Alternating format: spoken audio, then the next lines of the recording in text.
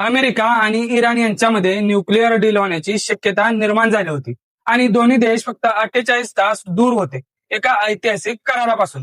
पण अचानक अमेरिकेने इराणवर मोठा हल्ला केला आणि सुरू झालं भयानक युद्ध. पण खरा प्रश्न असा आहे, डील होणार असताना युद्ध सुरू का झालं? यामागे जेफ्री एप्स्टीन फाईल्सचं रहस्य आहे का, की या सगळ्यामागे इस्रायलचा दबाव आहे? याच विषयावर आज आपण बोलणार आहोत. नमस्कार मित्रांनो, स्वागत आहे तुमचं आपल्या लाडक्या मराठी जोश कट्टावर. 26 फेब्रुवारी 2026. मागच्या 11 महिन्यांपासून अमेरिका आणि इराण यांच्यामध्ये न्यूक्लिअर डीलसाठी चर्चा सुरू होती. इतिहासात पहिल्यांदाच अशी परिस्थिती तयार झाली होती की दोन्ही देश कराराच्या खूप जवळ आले होते. पण 26 फेब्रुवारीला स्वित्झर्लंडच्या जिनेव्हा शहरामध्ये या चर्चेची तिसरी फेरी झाली. या बैठकीमध्ये अमेरिकेचे प्रतिनिधी स्टीव्ह विटकॉफ आणि इराणचे परराष्ट्र मंत्री अब्बास अराक्ची उपस्थिती होती. या चर्चेसाठी ओमान हा देश मध्यस्थी करत होता.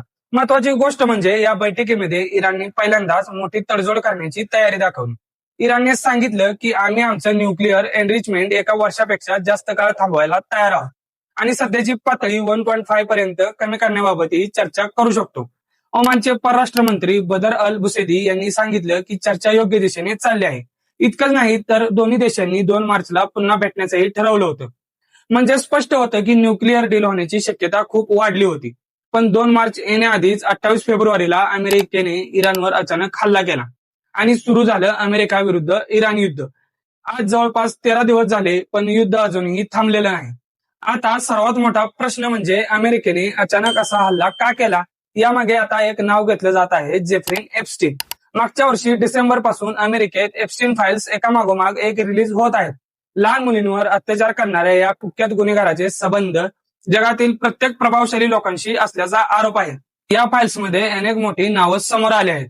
Bill Gates, Bill Clinton, Prince Andrew, पण सर्वात जास्त वेळा जे नाव घेतलं गेलं ते म्हणजे डोनाल्ड ट्रम्प. 30 जानेवारीला एप्स्टीन फाईल्सची 30 लाख पानांची नवी माहिती रिलीज झाली आणि त्यानंतर जगभरात खळबळ उडाली. युरोपमधील अनेक मोठ्या नेत्यांची नावं समोर आली. काहींना राजीनामे द्यावे लागले. या प्रकरणामुळे डोनाल्ड ट्रम्प यांच्यावर मोठा दबाव येत होता.